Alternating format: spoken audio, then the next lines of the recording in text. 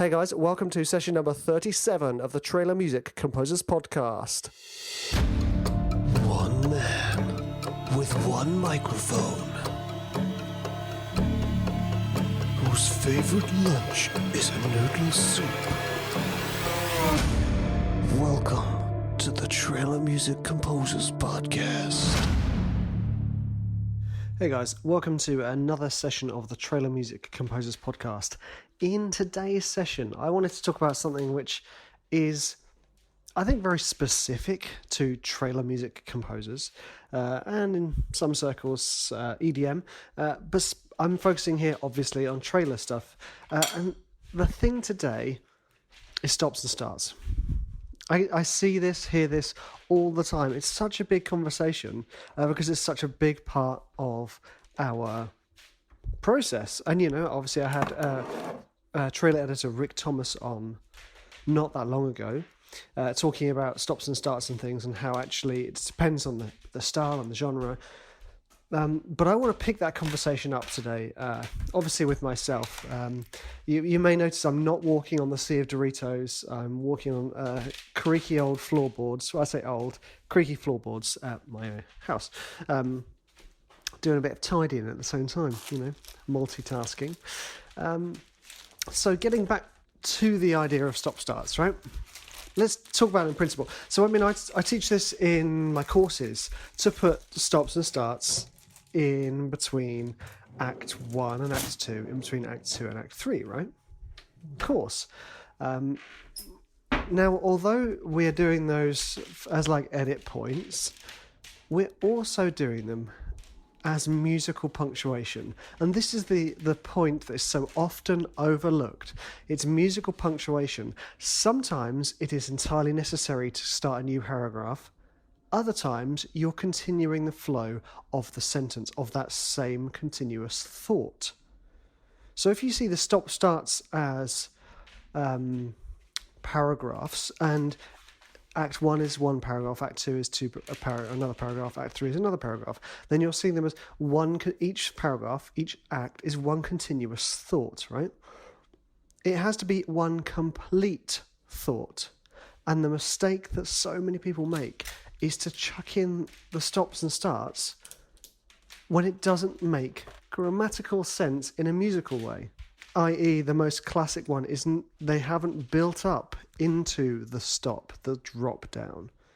So you obviously, without the build up into it, it just feels like someone stopped the music, and you can think, well, hold on. We're back in. Well, that was weird. And I'm talking about drop downs where you drop, that type of stuff, right? And you notice, obviously, to do that, you have to have a build into it. So if you think about it, obviously I've done the analogy of writing, but if you also think about it as a drawing, and the drop downs are there to be the negative space in your drawing. They are there as emphasis to the next section, as a contrast, to make the next section seem more impactful and louder. With drawing, the way to get so if you're just using a pencil, the way to get your highlights to stand out more is to give more depth and weight and darkness on your pencil in the dark parts of your drawing. Increase the contrast. The contrast increases dynamics. Dynamics increases impact. There we go, right? So if you're thinking to yourself, should I put a stop-start in here? Listen to it as a piece of music. Because at the end of the day, an editor can edit your track. If it doesn't have a stop in it, it doesn't matter as long as it makes musical sense, as long as the flow is there.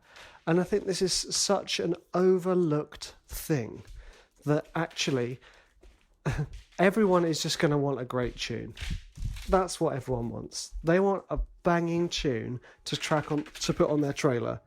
Your stops and starts are just a tool to bring about emphasis and dynamics. And it doesn't make your track better unless you use it in a musical way. What you can try and do is this.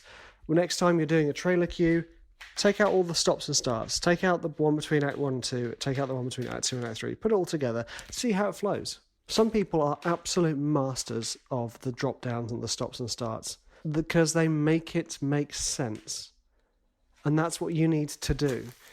For instance, in the conversation with Rick Thomas, we talked about comedy and how when you're doing comedy trailer stuff, it's good to have like fills and things to bring about emphasis in the jokes or emphasis in the trailers and to bring change. Because obviously comedy trailers are quite stop-start. They're quite tightly cut, etc., etc. And that's what your music is trying to reflect. It's like, excuse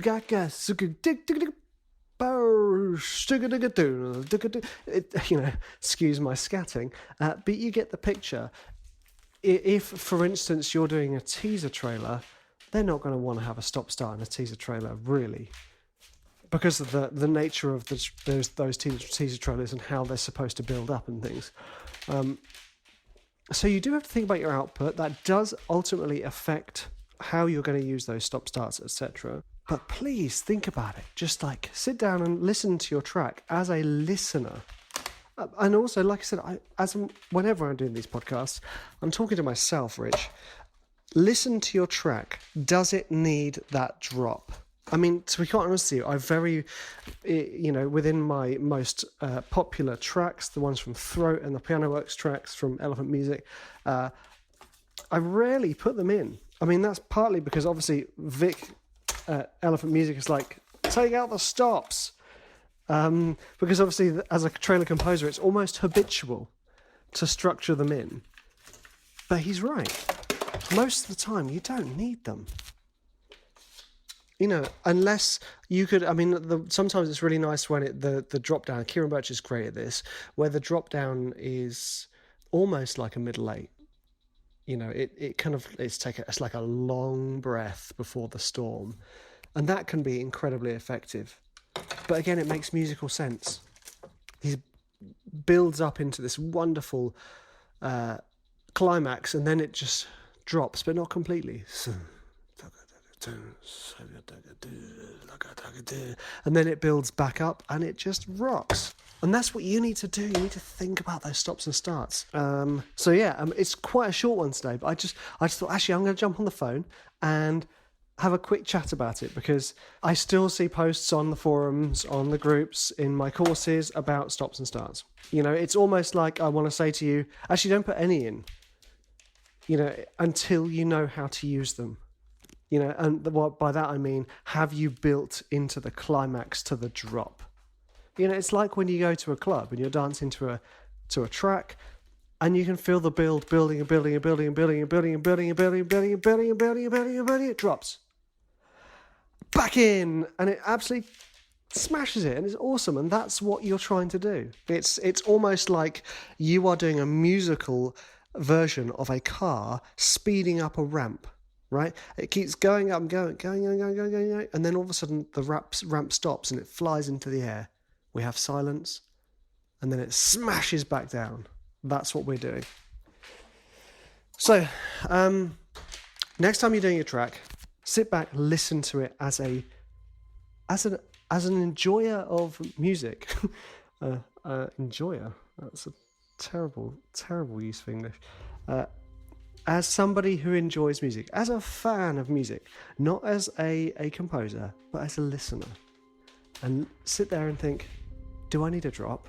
And if I do, how can I make it work to its maximum effect? Sometimes it's a matter of taking the drops out. Other times it's a matter of lengthening them and building back in. Other times it's a matter of making sure the drop is completely silent. There's so many ways you can do drops and stops and starts. That's why you have to think about them.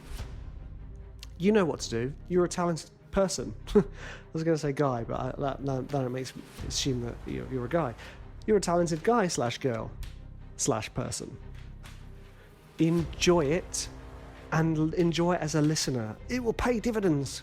Right, thanks for listening to my strange ramblings in my kitchen. As per usual, if you want to learn about trailer music, head on over to the Trailer Music School. If you want to absolutely skyrocket your music career, head on over to protege.school. And of course, please leave a review on iTunes and a nice little message saying how much you're enjoying this. I do really appreciate you guys messaging me as well. I'm getting tons of them, and it's so lovely. You guys are legends, and I'm very, very happy I can help even in this capacity. Take care, chaps, and I will speak to you in the next episode.